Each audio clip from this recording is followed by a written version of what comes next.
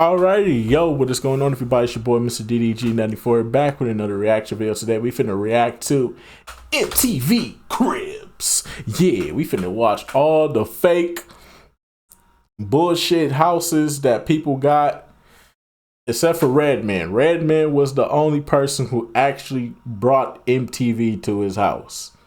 And Redman did not give two fucks how you felt. That nigga had his place. That's how he was living. If you didn't like it, fuck out of here. Redman lived like your average hood nigga, bro. He really did, bro. Shout out to Redman, bro. He was the only real one on this entire show. Everybody else was faking and frauding, trying to show off these lavish ass $1 million mansions they couldn't even really afford because you in a 360 deal. Fuck out of here. But without further ado, man, let's get right into this. Making its debut in September of 2000, MTV Cribs gave viewers a first-hand look into the homes of various celebrities, from actors to musicians to athletes. Homes featured on the show ranged from the smallest, most humble apartments to the most overly excessive mansions you can imagine. But like most reality television, there was a bit of fakery going on behind the scenes. We'll be exploring all things MTV Cribs in today's episode of Looking Back. Tomorrow at 10 p.m., view the world through the eyes of the 10 Spot. Nelly. What's up? Russell Simmons. Come on in. And O-Town. I'm not here enough. On the next all-new Cribs, turn on the new at the 10 Spot. At the turn of the millennium, a typical day of programming on MTV looked a lot different than it does now. For starters, there was just a handful of programs in the channel's rotation that fell under the reality show category. But most of the schedule was taken up by, well, actual music. I know, it's crazy to think that a channel called MTV was, at one point, a channel you could go to for music-related content. But things were slowly changing. MTV2, which launched in August of 1996, was quickly becoming the go-to channel for viewers who just wanted to see music videos, which in turn caused MTV's main network to make a shift towards programming that wasn't necessarily music-related. Between the years of 1996 and 2008, MTV had a primetime programming block called 10 Spot, which aired between the hours of 10 p.m. and 12 a.m. The block did occasionally feature live concerts and music-related content, but animated shows such as Daria and Beavis and Butthead garnered the highest ratings for that time slot. Eventually, the network began to incorporate more live-action reality shows into the 10 Spot lineup, which finally brings us to the subject of today's episode, as in March of 2000, MTV announced an upcoming series called MTV Cribs. In the announcement article, the show was described as a series in which music stars take viewers on a personal tour of every corner of their homes, from their bedrooms to their refrigerators. Each episode will also have a news segment, which will cover topics such as security, privacy, and home studios. Now, if that last portion of the show's description doesn't sound familiar, that's because it was cut completely by the time that MTV Cribs made its debut. A lot of MTV Cribs' DNA comes from a popular TV series called Lifestyles of the Rich and Famous. But the creatives behind MTV Cribs wanted to differentiate the show from Lifestyles, as they knew that the show's demographic would predominantly be much younger and wouldn't really care about the ins and outs of home security. Lifestyles, on the other hand, mostly appealed to people who like to sit around in their mansions all day, drinking champagne, eating caviar, and sucking down jars of Grey Poupon. Pardon me, do you have any Grey Poupon? The first three homes featured on the debut episode of MTV Cribs would be those of Moby, Ozzy Osbourne, and Jewel. And whether you've watched a more recent episode of Cribs or an entry from its first season, the format has remained pretty much the same for over 20 years. A tour of Moby's Lower East Side Manhattan loft was the very first segment in MTV Cribs history, and this pretty much set the tone for the show for the next 20 plus years. Starting off, Moby shows off his bathroom, which doesn't have a mirror or a shower curtain because he's an absolute madman with no hair on his head or any worries about having a wet floor. He then This nigga weirdo. This nigga weird. This nigga was at them Diddy parties. This nigga was at them Diddy parties. Hey yo, what the fuck? This nigga ain't got no shower curtains. You definitely a freaky ass nigga, bro. You definitely a freaky ass nigga. Don't. Hell no. Hell to the no, no, no. Hell to the no. Hell to the no, to the no, no, no, no. shows off a few pieces of furniture in his living room area, followed by a brief tour of his kitchen, including a quick look into his fridge. Moby then showed off a sweet recording studio with a massive collection of vinyl records, finishing out the tour with a look at his upstairs area and rooftop deck. And there you have it, the first segment in MTV Cribs history. The two tours that followed in this debut episode with Ozzy and Jewel were pretty much the same, but Ozzy's portion of the episode is very important because it would change the face of reality television and MTV forever. The creator of MTV Cribs, Nina L. Diaz, was on location during this tour. When finishing up that day of shooting, she said to herself, "There's a show." And less than 2 years later, the Osbournes debuted, eventually hitting record high ratings for MTV. But as for MTV Cribs, the show would change just a little bit after its debut episode. Going into an episode of Cribs, you expect a few things. First of all, a tour of someone's house, obviously, including the master bedroom, in which the bed is always described as where the magic happens. This is my bedroom. A lot of people will be very predictable. They'll be like, this is where the magic happens. This is where the magic does not happen all the time. So now I guess we're gonna go upstairs, because that's where the magic happens. It turns out that New Kids on the Block member Joey McIntyre was the first person to use the expression on MTV Cribs in season 1, episode 4. This is where it all goes down, folks. This is where the magic happens.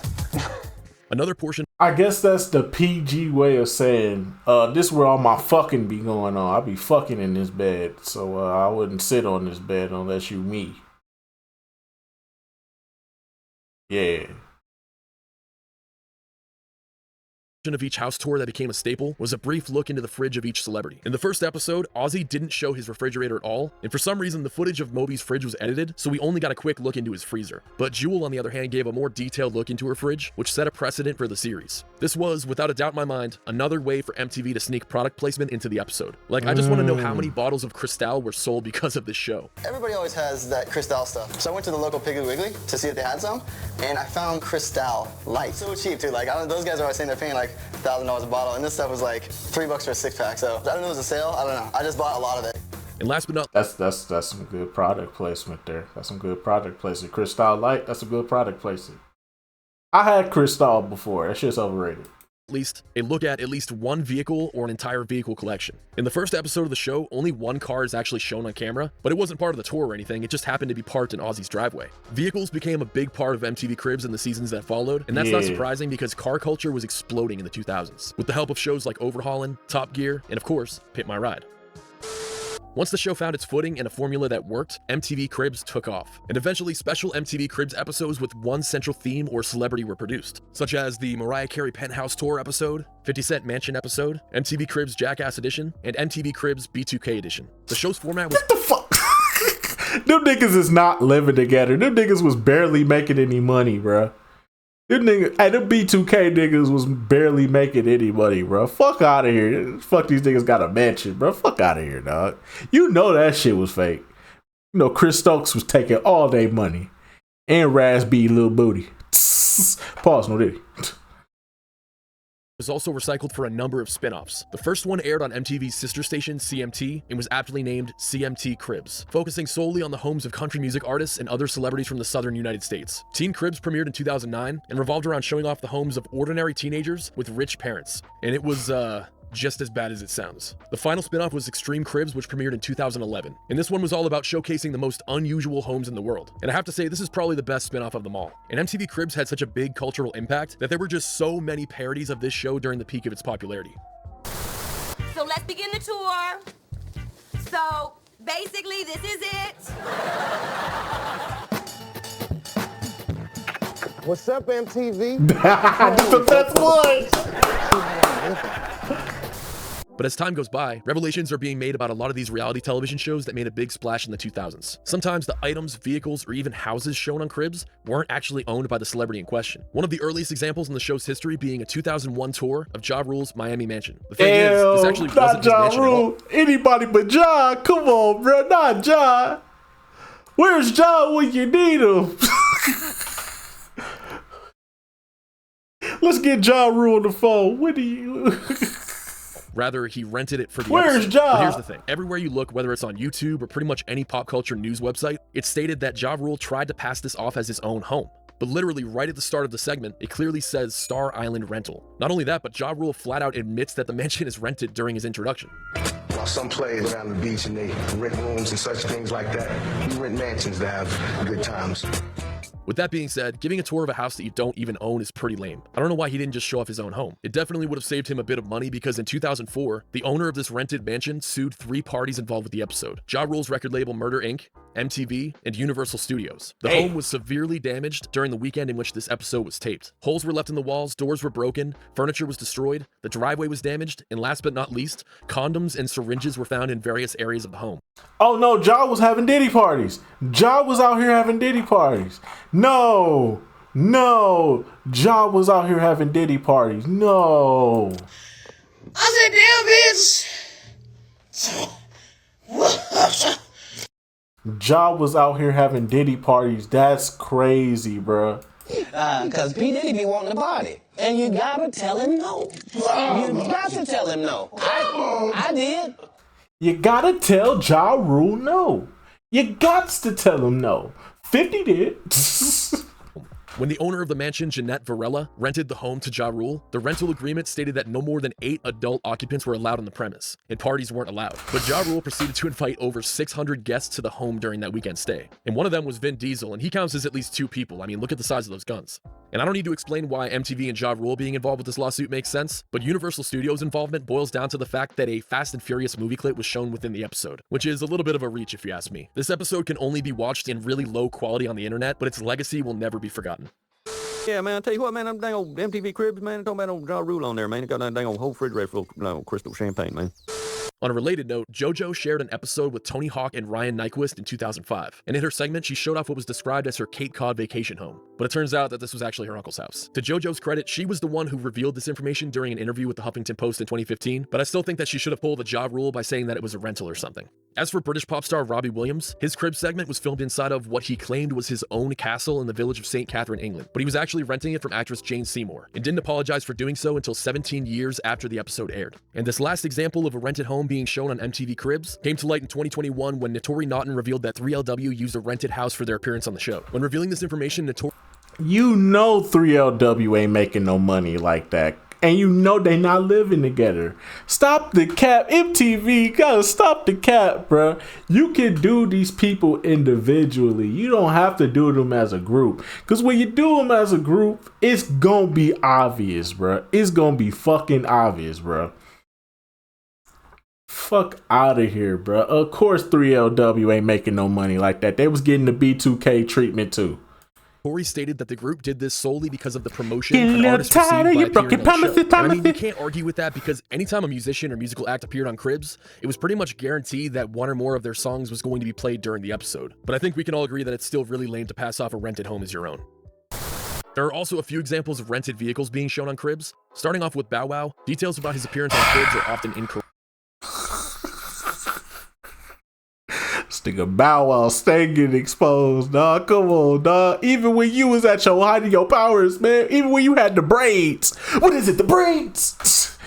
Even when you was at the height of your power with the braids, you still was out here getting clown, bro. Come on, dog. Will you be out there selling houses with big butts, son?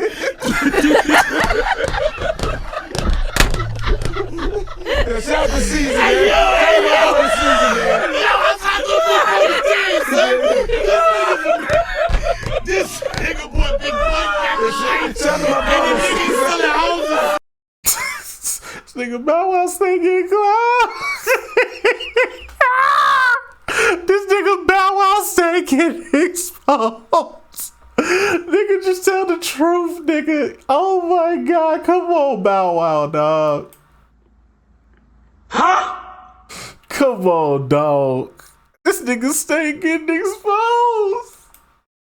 Correct. Bow Wow actually made 2 different appearances on MTV Cribs, the first being a 2005 episode that he shared with Rick Thorne and Al Harris. This is the one that you can easily watch on YouTube, where Bow Wow gave a tour of his Atlanta mansion and showed off his Ferrari, a BMW, and his friend's Mercedes-Benz. The other appearance is from just 2 years later in 2007 in an episode that he shared with Don Omar and Rudy Johnson, this time giving a tour of his Miami condo. Bow Wow's second appearance on MTV Cribs basically doesn't exist anymore other than these 2 screenshots that you're looking at right now. But Bow Wow supposedly showed off 3 cars that hadn't previously been shown in his first appearance on Cribs: a Bentley, a Lamborghini, and a Cadillac Escalade. All 3 of those cars had the word Prestige printed on them, which is the name of a popular Miami luxury car rental company. Even though it's pretty lame to show off a rented car and claim it as your own, Bow Wow made 2 different appearances on Cribs within 2 years. So I'm guessing that he was still driving the cars that he had already showed from his episode in 2005, and it's very possible that the Cribs production team pressured him into renting vehicles for his second appearance on the show, instead of just having him show off the same cars from his previous segment. Although, this is the same dude who eventually made claims about flying on a private jet when he actually wasn't, so who knows. I mentioned earlier that 50 Cent received a full episode for the tour of his Connecticut mansion. This place is truly the definition of excess. 21 bedrooms, 35 bathrooms, 2 basketball courts, an indoor and outdoor pool, just a little transparency here. This is Mike Tyson's original house. So for those of y'all that don't know, this is Mike Tyson's original house back when, you know, Mike Tyson was at the height of his popularity. and had all that money, and you know Don King and them was running through his pockets, but he still had enough money to make this house. So this is really Mike Tyson's original old house, but 50 Cent bought it when he blew up. Hot tubs, several game rooms, a recording studio, a cinema room, a mini casino, a guest house, and so much more. The mansion itself seems to be cursed in some way because its former owner, Mike Tyson, sold the property to 50 Cent for about $4.4 million after he was forced to declare bankruptcy in 2004. And 50 Cent ended up listing the home for $18.5 million in 2007, so right around the time that this Cribs episode aired. The house was listed for sale for over 12 years and ended up selling for $2.9 million. Dang. And it turns out that much like Bow Wow's second appearance on Cribs, 50 Cent also showed off some vehicles that weren't his during this episode. Some might say that all of the cars he showed off in this episode were rented or borrowed, but that didn't seem to be the case. These 3 Ferraris though, these did not belong to 50 Cent. Around the time that this episode aired, an eagle-eyed viewer noticed that there were some strange number decals printed on the windshield of each Ferrari, and recognized that the same numbers were printed on these 3 identical Ferraris that belonged to a But knowing 50 Cent, he would rent shit. Because 50 Cent not the type of person to spend money. Like 50 does not like to spend that much money. He likes to spend money to make money. He doesn't like to spend money just to spend money. 50 Cent is that type of person. So I can respect it.